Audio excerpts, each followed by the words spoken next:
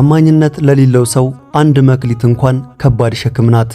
ለታመነ ገብርኄር ግን ባለህ ላይ ይጨመርልሃል የሚል የሰማይና የምድር ሕግ ዋስትና አለው። በሕይወት ውስጥ ትልቅ ደረጃ ላይ ለመድረስ የሚናፍቁ ብዙዎች ናቸው። ነገር ግን ያንን ደረጃ የሚሸከም የታማኝነት ትከሻ ያላቸው ጥቂቶች ናቸው። የገብርኄርነት የበጎ አገልጋይነት ትልቁ መመሪያ ላለው ይጨመርለታል፣ ከሌለው ግን ያው ያለው እንኳን ይወሰድበታል የሚለው መርህ ነው። ይህ አባባል ሀብታም ይበልጥ ይበለጽጋል ለማለት ሳይሆን ባለው ታማኝ የሆነና ያለውን ያበዛ ሰው ለተጨማሪ በረከትና ኃላፊነት ብቁ ይሆናል የሚል ጥልቅ ትርጉም አለው። ገብርኄርነት ማለት በትንሿ ነገር ላይ ተግቶ በመገኘት ለታላቁ ክብር ራስን ማዘጋጀት ነው። ዛሬ ይህንን የታማኝነት ኃይልና እንዴት ያለን ላይ እንደሚጨመርልን የምናይበትን ሚስጥር እንፈትሻለን። ሰላም የእግዚአብሔር ቤተሰቦች እንደምን አላችሁ? የእግዚአብሔር ጸጋና ሰላም ከሁላችንም ጋር ለዘላለሙ ይኑር። ለቻናላችን አዲስ ከሆኑ ሰብስክራይብ በማድረግ ቤተሰብ ይሁኑ። ገብርኄር የዐቢይ ጾም 6ኛው ሳምንት።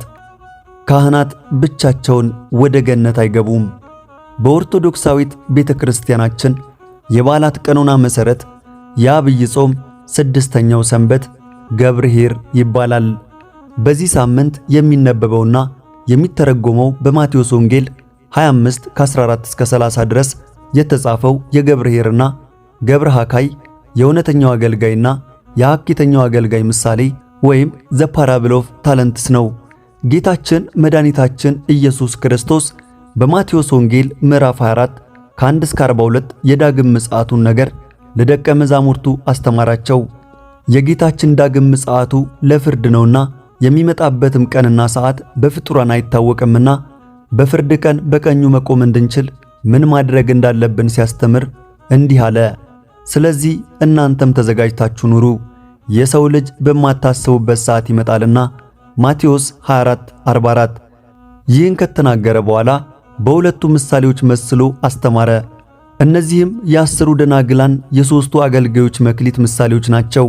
ሊቃውንት እንደሚያስተምሩን የመጀመሪያው ለምዕመናን፣ ሁለተኛው ደግሞ በዋናነት ለካህናት ተግሳጽ የተጻፉ ምሳሌዎች ናቸው። እነዚህ ምሳሌዎች ምዕመናን ሃይማኖታቸውን ጠብቀው ምግባራቸውን አቅንተው እንዲኖሩ፣ ካህናትም እንደ ምዕመናን ሃይማኖታቸውን ከመጠበቅና ምግባራቸውን ከማቅናት ባሻገር ሌሎችን እያስተማሩ በሃይማኖት በምግባር እንዲያጸኑ ለማበረታታት የተጻፈ ነው። የዚህ ሳምንት የቤተ ክርስቲያናችን አስተምሮ ወይም ትኩረት መንገድ የሚሄድ ባለገንዘብ 3 አገልጋዮቹን ጠርቶ እንዲያተርፉበት መክሊት መስጠቱና ከነርሱም 2ቱ ገብርኄር እውነተኛ ታማኝ አገልጋይ በመሆን የገንዘቡ ባለቤት ጌታቸው ሲመጣ መመስገናቸው፣ የዘላለም ሕይወት ምሳሌ የሆነ ክብር ማግኘታቸው፣ 3ኛው ግን ገብረ ሐካይ ሐኬተኛ ሰነፍ አገልጋይ በመሆኑ የገንዘቡ ባለቤት ጌታው ሲመጣ እንደገሰጸው የዘላለም ሞት ምሳሌ እንደሆነ የስቃይ ቦታም እንደተጣለ ይተርካል። በማቴዎስ ወንጌል 25:14 እስከ 30 ጌታችን በመክሊቱ ምሳሌ ያስተማረው ትምህርት ትርጉሙ እንዲህ ነው። ለ3ቱ አገልጋዮች ገንዘብ የሰጣቸው ባለገንዘብ የአምላካችን የእግዚአብሔር ምሳሌ ነው። ለሰዎች ሁሉ ጸጋንና ስጦታን የሚሰጥ ጌታ ለአገልጋዮቹ እንደያቅማቸው 5፣ 2ና 1 መክሊት ሰጣቸው። መክሊት የተባለው የአገልጋይ ጸጋ ምሳሌ ነው። ጌታችን ለየአንዳንዱ እንደ አቅሙ የአገልግሎት ጸጋ ይሰጠናል። አገልጋዮቹ ደግሞ የአገልግሎት ጸጋ የተቀበሉና ምዕመናንን በመንፈሳዊ ሥርዓት የሚያገለግሉ ካህናትና እንደ አግባቡ በልዩ ጸጋ የሚያገለግሉ ምዕመናን ምሳሌ ናቸው። ኢትዮጵያዊው የዜማ ሊቅ ቅዱስ ያሬድ ስለዚህ ምሳሌ ሲያስረዳ በጾመ ድጓ ጌታው በመልካም ሥራ የሚያገኘው በሀብቱ ሁሉ ላይ የሚሾመው የታመነ በጎ አገልጋይ ማን ነው? ዳግመኛም እግዚአብሔር አንተ የታመንክ በጎ አገልጋይ በጥቂቱ የታመንህ ስለሆንክ በብዙ እሾምሃለሁ፣ ወደ ጌታ ደስታ ግባ ይለዋል ብሏል። ለእያንዳንዱ እንደ ችሎታው እንደ አቅሙ መክሊት ተሰጥቶታል። ጌታ ለአንዱ 5፣ ለአንዱ 2፣ ለአንዱ 1 መክሊት የሰጠው እንደ አቅማቸው ነው። 5 ለሰጠው 2፣ 2 ለሰጠው 1፣ 1 ለሰጠው 5 መስጠት ተስኖት ሳይሆን እንደ ችሎታቸው እንደ አቅማቸው ሰጣቸው። ጌታችን ፈጣሪያችን እግዚአብሔር ለእያንዳንዳችን እንዳቅማችን የአገልግሎት ጸጋ ሰጥቶናል። 2 የተሰጠው ለምን 5 አልተሰጠኝም አይበል፣ ይልቁንስ በተሰጠው ይታመን። በተሰጠው ታምኖ ሲያገለግል ይጨመርለታልና። ሐዋርያው ቅዱስ ጳውሎስ መንፈስ ቅዱስ አንድ ሲሆን ስጦታው ልዩ ልዩ ነው፣ ጌታም አንድ ሲሆን ልዩ ልዩ አገልግሎቶች አሉ። ሁሉን በሁሉ የሚያደርግ እግዚአብሔር አንድ ሲሆን ልዩ ልዩ አሰራር አለ። ለሁሉም ጌታ እየረዳ በየድሉ እንደሚገባውና እንደሚጠቅመው ለእያንዳንዱ በግልጥ ይሰጠዋል። አንደኛ ቆሮንቶስ 12 4-7 እንዳለ ሁሉም በተሰጠው ጸጋ መጠን እንዲያገለግል መክሊቱን ተቀብሏል። መክሊት የተሰጠን እንድናተርፍበት ነው። አገልጋዮቹንም ጠርቶ ሊያተርፉበት ገንዘቡን ሰጣቸው እንደተባለ የጸጋ ስጦታን የምንቀበለው እንድናተርፍበት ነው። ማትረፍ ማለት በስጋዊ ንግድ እሳቤ ለግል የሚሆኑ ጥቅሞች ማግኘት ማለት ሳይሆን የተሰጠንን መንፈሳዊ ዕውቀት ጸጋ ለሌሎች ማካፈል፣ በዚያም ከራሳችን አልፈን ለሌሎች የድህነት ምክንያት መሆን ማለት ነው። የአገልግሎት መክሊት ለስጋዊ ክብር የሚሰጥ አይደለም። በዘመናችን ግን የአገልግሎትን መክሊት ለስጋዊ ጥቅም የሚያውሉ ሐኪተኛ አገልጋዮች በዝተዋል። እውነተኞቹ ታማኞቹ አገልጋዮች ገብርኄር ግን መንፈሳዊ ትምህርት፣ መንፈሳዊ ጸጋ ሲሰጣቸው የራሳቸውን ክብርና ጥቅም ንቀው ሌሎች የእግዚአብሔር ብርሃን እንዲያዩ ለመንግሥተ ሰማያት የሚያበቃ እምነትና ምግባር እንዲይዙ ለማድረግ ምክንያት ይሆናሉ። እውነተኞቹ ታማኞቹ አገልጋዮች ገብርኄር ግን መንፈሳዊ ትምህርት፣ መንፈሳዊ ጸጋ ሲሰጣቸው የራሳቸውን ክብርና ጥቅም ንቀው ሌሎች የእግዚአብሔር ብርሃን እንዲያዩ ለመንግሥተ ሰማያት የሚያበቃ እምነትና ምግባር እንዲይዙ ለማድረግ ምክንያት ይሆናሉ። መክሊት የሰጠ ጌታ አገልጋዮቹን ሊቆጣጠር ይመጣል። ከብዙ ጊዜም በኋላ የእነዚያ አገልጋዮች ጌታ ተመልሶ ተቆጣጠራቸው እንዲል ጌታችን እግዚአብሔር አገልጋዮችን እንደ አቅማችን የምናገለግል ሁላችንንም በተሰጠን መክሊት ምን እንዳተረፍን ሊቆጣጠረን ይመጣል። 5 መክሊት የተቀበለው ታማኝ አገልጋይ ሄዶ ነግዶ ወጥቶ ወርዶ ሌላ 5 መክሊት አተረፈ። 2 የተሰጠውም እንዲሁ በድካም በመታዘዝ ሌላ 2 አተረፈ። እነዚህ አገልጋዮች የተሰጣቸውን እንደ ችሎታቸው አትርፈዋልና መንግሥተ ሰማያትን እንደሚወርሱ በሚያስረዳ ምሳሌ አንተ የታመንህ በጎ አገልጋይ፣ በጥቂቱ የታመንክ ስለሆንህ በብዙ ሾመሃለሁ፣ ወደ ጌታ ደስታ ግባ እየተባሉ ተመሰገኑ።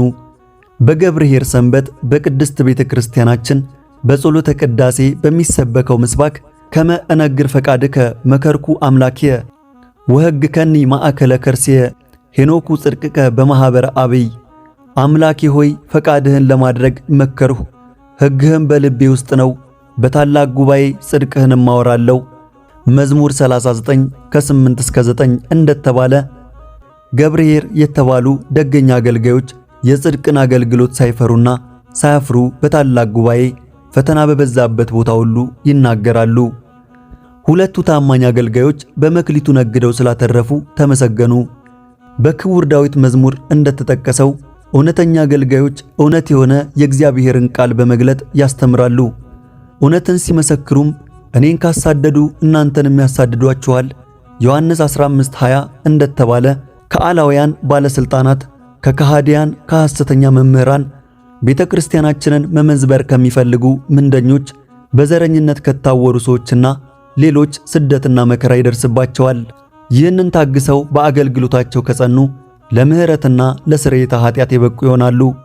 በአገልግሎታቸው ወራት በእምነት በመውጣትና በመውረድ ደክመዋልና ጌታቸው ሲገለጥ ድካም ወደሌለበት ሰማያዊ ደስታ በቅዱሳን መላእክት ታጅበው ገቡ። በአገልግሎታቸው ወራት በሰው ፊት ስለቀና አገልግሎታቸው ያለ አግባብ ተሰድበዋልና ጌታቸው ሲገለጥ በአደባባይ አመሰገናቸው። 3ኛው አገልጋይ ግን ሰነፍ ስለነበረ የተሰጠውን መክሊት ሥራ ሳይሰራበት ቀበረው። የተሰጠውን የአገልግሎት ጸጋ እንደ አቅሙ ከመጠቀም ይልቅ የመናፍቃንን ክርክርና ስም ማጥፋት፣ የዓለምን ፈተና፣ የሥጋውንም ምኞት መቋቋም አቅቶት መክሊቱን ቀበረው። ጌታው ሲጠይቀው ግን የተገለጠ ድካሙን ከማስተዋል ይልቅ በሐሰት ቃል ጌታውን ወቀሰው። ሰነፍ አገልጋዮች ሁሌም እንዲህ ናቸው። ለስንፍናቸው ሌሎችን ተጠያቂ ያደርጋሉ እንጂ ወደ ራሳቸው ተመልክተው ስህተታቸውን አያርሙም። ጌታም ቅዱሳን መላእክቱን ይህን መክሊት ከእርሱ ተቀብላችሁ 10 መክሊት ላለው ስጡት፣ ላለው ሁሉ ይሰጡታልና ይጨምሩለታልም፣ ለሌለው ግን ያንኑ ያለውን ይወስዱበታል። ማቴዎስ 25 ከ28 እስከ 29 በማለት ተናገረ። ላለው ይሰጡታል፣ ለሌለው ይወስዱበታል የሚለውን አገላለጽ በጥራዝ ነጠቅ አረዳድ መልእክቱን ሳይረዱ የሚተቹ ሰዎች አሉ።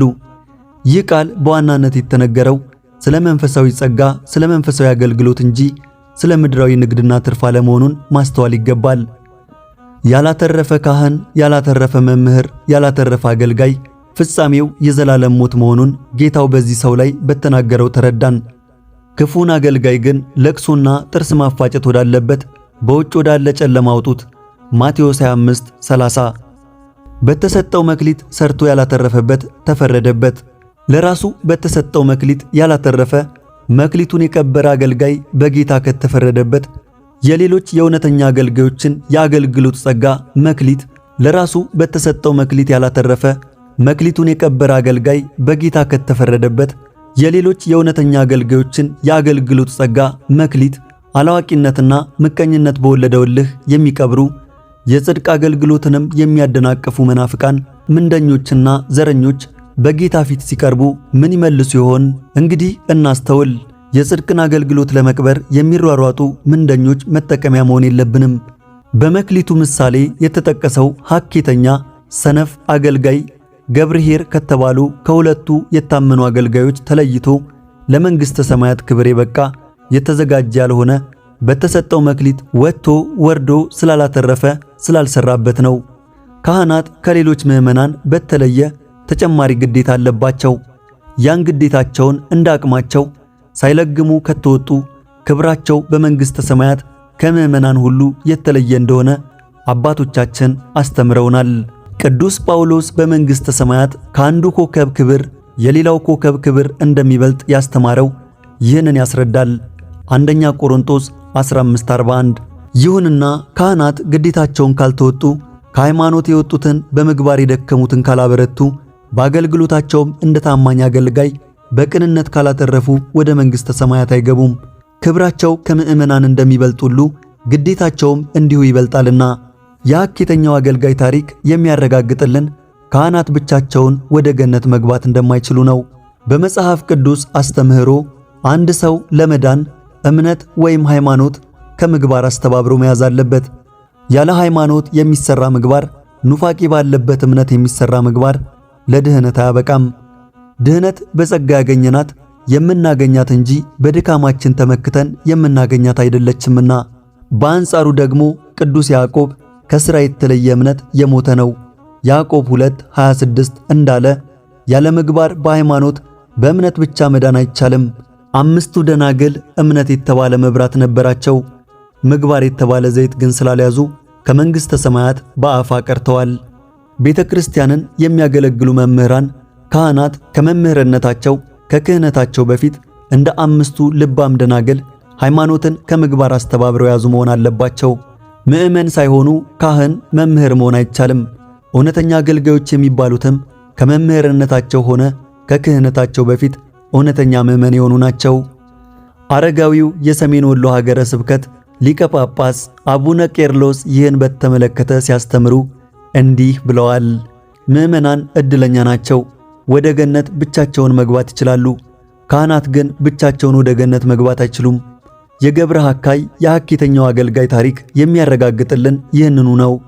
ካህናት እምነታቸውን ቀብረው መኖር አይገባቸውም።